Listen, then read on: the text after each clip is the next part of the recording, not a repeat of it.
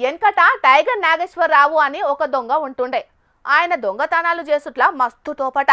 క్షణాలల్లా లూటీ చేసి మాయమవుట్లా ఆయనను మించినోళ్ళు లేకపోతుండేనట. పోలీసులకు చిక్కకపోయేదట, దొరకకపోయేదట. ఎత్తుకొచ్చిన పైసలను పేదలకు వంచి ఆసరైతుండేదట. ఇక అప్పుడు ఆయనను దొంగలు రోల్ మోడల్గా తీసుకొని చోరీలకు పోయేదట. పెద్ద పెద్దోళ్ళు కూడా పేదలు కడుపు నింపుతున్నాడని తారీఫ్ చేసేటోళ్ళు. ఈయన కథ గిట్లుంటే గీడ కొందరు దొంగలు దొంగల జాతికి కలకం తెచ్చే పనులు పడ్డారు. తోటి దొంగలు సిగ్గుతోని తలదించుకునే పని చేస్తున్నారు. చూడుండ్రి మరాలు ఏం చేస్తున్నారో.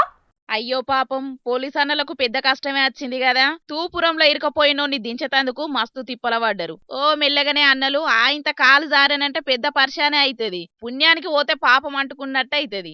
ఆగో గా తూపురంలో ఇరుకపోయిన ఆయనను పాపం అనకుంటా గీ పోలీస్ అన్నలను పాపమని ఎందుకు అంటున్నారంటే గిడ ఇరుకపోయిన బద్మాషోడు దొంగోడుల్లా రాజస్థాన్ రాష్ట్రం కోట అనే ఊర్లో పవన్ అనేట ఆయన ఇంటికి తాళమేసి తీర్థయాత్రకు పోయిండట ఇంటిల్లాదులతోని. ఇక ఇంటికి తాళమేసున్నది చూసి లచ్చిందేవి కండ్ల ముంగట గదిలినట్టు ఫీల్ అయిండు.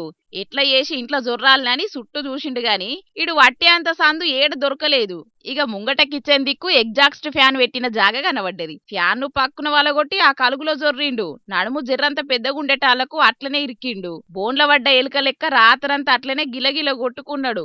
ఓనర్ అన్న ఇంటి తాళం తీసి దొంగను చూసి షాక్ అయిండు. పోలీసులకు ఫోన్ కొట్టిండు. వాళ్ళొచ్చి సాహసోపేతంగా రిస్క్ తీసుకొని దొంగని కాపాడిండ్రు. ఏం పని మీద వచ్చినవరా బడివే అని స్టేషన్ లేచి మర్యాదలల్లా లోటు లేకుండా అరుచుకొని కేసు రాసిండ్రు. ఇడు మామూలోడు గాడట. పోలీసు పెద్ద సారు కారు నడుపుతున్నాడట.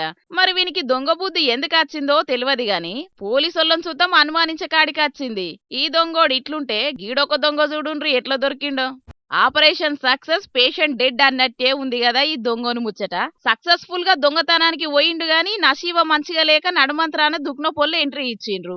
అనంతపురం జిల్లా రాయదుర్గం కాడ ములకలమూరు తొవ్వలున్న మెకానిక్ షాప్ కు స్కెచ్ చేసిండు. ఎవ్వలేనిది చూసి పథకాన్ని అమలు చేసిండు గాని అప్పటికే ఆ నుంచి పోయినట్టు చేసి దూరం కెంచి ఫాలో అయ్యిండ్రు షాపోళ్ళు. చుట్టుముట్టోళ్లతోని కలిసి దొంగోడు జొర్రేది జొర్రంగానే తప్పించుకోకుండా దుగ్నంను చుట్టుముట్టిండ్రు.